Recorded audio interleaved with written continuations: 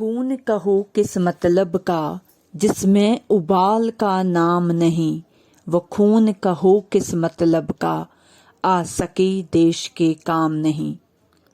उत्तराखंड के हजारों स्वतंत्रता सेनानियों में से आज मैं जिन स्वतंत्रता सेनानी के इतिहास को आपके सामने लाने जा रही हूं, उनका नाम है हरि दत्त कांडपाल।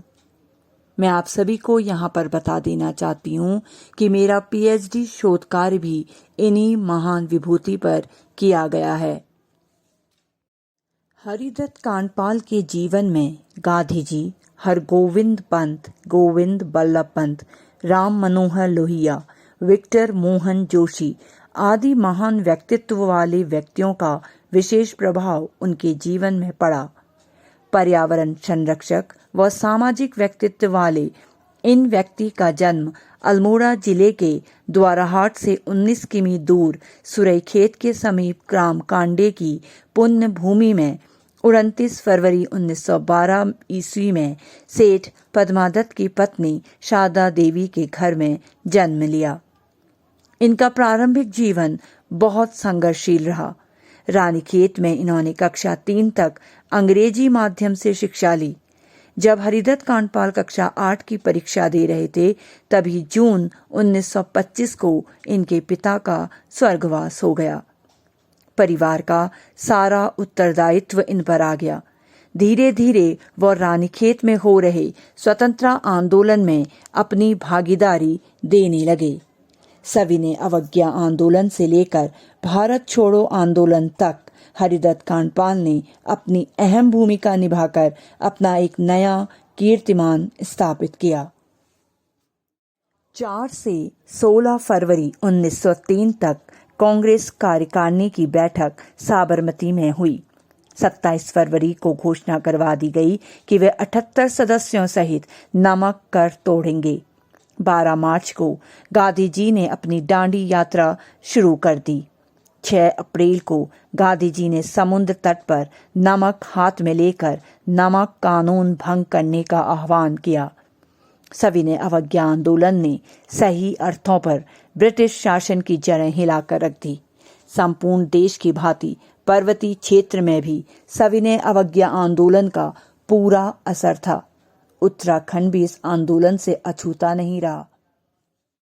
इस आंदोलन का हरिदत्त कांडपाल के बाल्य मन पर भी असर हुआ और उन्होंने भी खादी प्रचार में अपनी अहम भूमिका निभाई।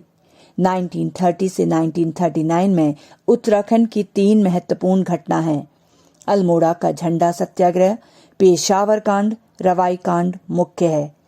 इन प्रदर्शनों में सरकारी नौकरियों से त्यागपत्र, विदेशी वस्त्रों की होली जलाना और स्वदेशी का प्रचार प्रसार करना था।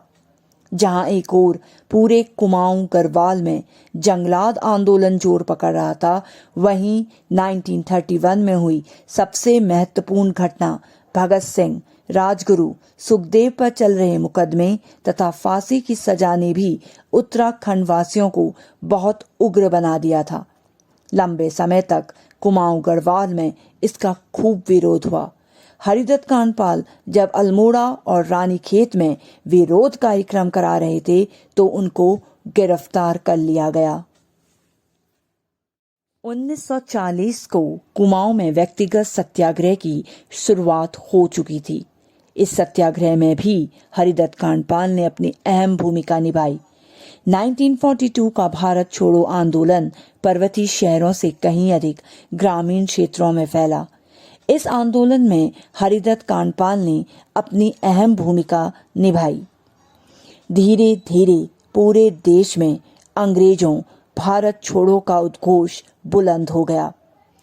कई संघर्षों के बाद 15 अगस्त 1947 को हमारा भारत आजाद हो गया।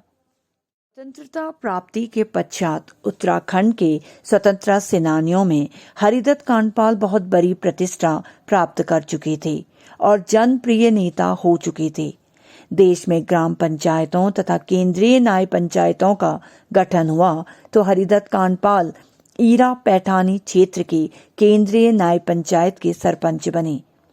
1952 में देश में प्रथम चुनाव हुआ।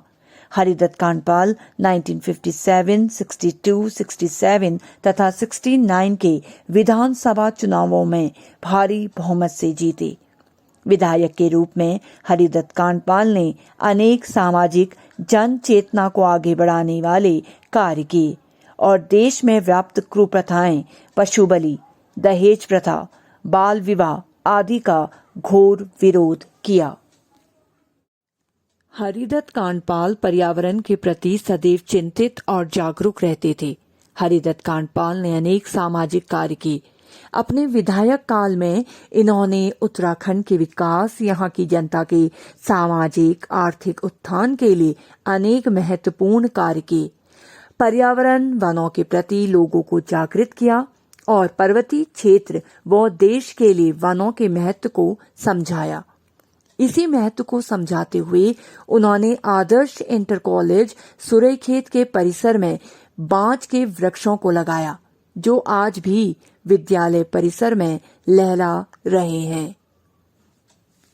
साथ ही साथ उन्होंने समाज में पवित्र और लाभकारी माने जाने वाले पेड़ पौधे जैसे पीपल, देवदार, केला और तुलसी आदि के भी पेड़ पौधे लगवाए, क्योंकि उनका मानना था कि इन पेड़ पौधों की शुद्ध हवा स्वास्थ्य की दृष्टि से बहुत लाभदायक होती है। वे हमेशा प्राचीन शास्त्रों के कथन, जिसमें कहा गया है कि एक वृक्ष 10 पुत्रों के समान है, को समझाया करते थे। आज सुरईखेत और उसके आसपास के इलाके में जितने भी जंगल हमें दिखाई देते हैं, ये उनकी ही दूरदर्शिता का परिणाम है। स्वतंत्रता सेनानी, समाज सेवी, राष्ट्र प्रेमी, महान विचारक, पर्यावरण संरक्षक आदि महान कार्य व सेवाओं के लिए हरिदत्त कांडपाल जी को सदैव यह कुमाऊं याद रखेगा। हरिदत्त कांडपाल जी ने सदा अपने जीवन में सामाजिक चेतना की अलख जलाई रखी। उन्होंने अपने कार्य से इस समाज को बहुत कुछ समझाया व सिखाया। 24 सितंबर 1999 को इस महान स्वतंत्रता सेनानी, समाज सुधारक की देह पंचतत्व में विलीन हो गई। उनके कार्य हमारे लिए हमेशा प्रेरणा के स्रोत बने रहेंगे। हरिदत्त कांडपाल जी के स्वप्न को साकार करने के लिए सबसे बड़ी आवश्यकता यह है कि पर्यावरण सुरक्षा के प्रति उद्योगों, कार्यस्थलों और घरों में सबसे पहले चेतना फैलाई जाए। पर्यावरण में संतुलन लाने के लिए यह जरूरी है कि आम आदमी को इसमें अपनी अहम भागीदारी देनी होगी, क्योंकि पर्यावरण को बिगाड़ने में उसका भी बहुत बड़ा हाथ है। पर्यावरण सुधार घर से ही शुरू हो सकता है।